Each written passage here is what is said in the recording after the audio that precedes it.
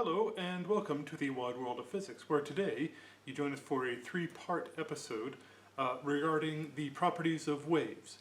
This is part one on the law of reflection.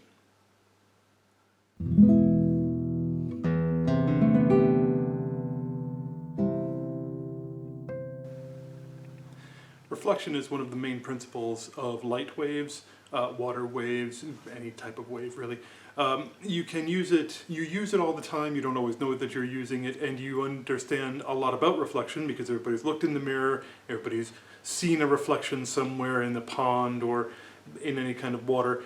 But what you need to understand is that there's a very specific law that relates to how that light reflects. Officially, the law of reflection states that on reflection from a smooth surface, the angle of the reflected ray is equal to the angle of the incidence ray. By convention, all angles in geometric optics are measured with respect to the normal of the surface. Now, what does that actually mean in English? I have another diagram. So here we are at the trusty whiteboard, and as you can see, we have two arrows. We have, first of all, the mirror. Now this mirror itself is just a plain ordinary mirror like you would normally see anywhere, really. You've got loads in your house, I have no doubt. Here's the thing. Mirrors are a flat surface for a very good reason, and this is why. As the light wave comes in, with this arrow from the bottom here, the angle at which that light wave comes in is equal to the angle at which that light wave reflects from the surface of the mirror. Now, this is why, if you are standing straight in front of a mirror, you see yourself very clearly, because you are standing right there at the normal. You are looking at a mirror image, a reflection of yourself, because that light comes off of you, bounces off of the mirror, and comes back directly into your eyes. If you move to the side of the mirror and start working your way around, you won't see you anymore. You will see whatever is on the other side, because you are now standing here and seeing whatever is coming from here. So, for example, if I were to put an apple here, that light would come from the apple, reflected off the apple, come off the mirror, and you would see the apple if you're standing over here. If you were standing right in front, you would not necessarily see it. You can prove this to yourself by doing such things, but there's also another way to look at it, which we're going to look at now.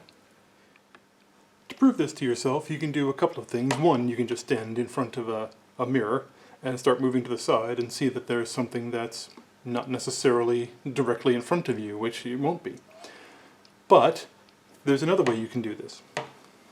The way that I'm going to prove this to you is using this thing called a light box, which is basically just a giant flashlight, and if you tape a bit over it, so you just get one singular beam of light coming out of it. Effectively, that's what this is. This is a slightly fancier version of it, but it does the same thing. So if I put a mirror directly in front of it, you really don't see any difference, because that mirror is, if I get the angle right, reflecting that light directly back to the light itself. But as I move the angle of that mirror, what you can see is the light is coming from the light box, bouncing off the mirror, and it is bouncing off the mirror and going off at a different angle. Now if we were to do something mathematical and put a protractor in front of it, if I say that that is 20 degrees from the normal, remember the normal is at 90 degrees from the plane mirror, then 20 degrees out will be where you will see the reflection. If I move it to a wider angle, you get a wider angle from it. If we go even further, you can see that as this angle becomes bigger, the reflected angle will become bigger as well.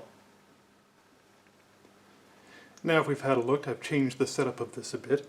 Now what happens is you can see that this doesn't just happen once, it can happen multiple times if the light is strong enough.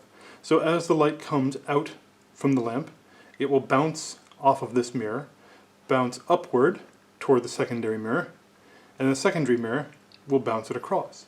Now if we look back historically, this is the same idea of the periscopes. If you were in a submarine, or if you were in trench warfare in World War I, for example, and you wanted to see over the top of the wall of the trench, or if you're in a submarine and you want to see above the surface of the water without putting the boat all the way up top, you would extend a periscope up over the wall, for example, and you would be able to see very safely from your hidden location what was coming at you, or where everybody was, or what was around you, without actually exposing your head, which in warfare could be extremely valuable.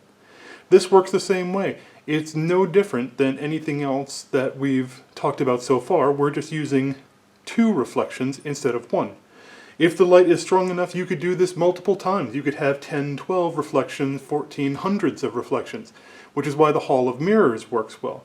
If you have a mirror directly behind you, and a mirror directly in front of you, you get the light bouncing backwards and forwards, just like this, which is why if you stand slightly to the side, you see multiple reflections of the mirrors as they extend outward. All you're doing is seeing that same amount of light bounce back and forth between those 2 mirrors. Thank you for watching part 1 in our series on the properties of waves.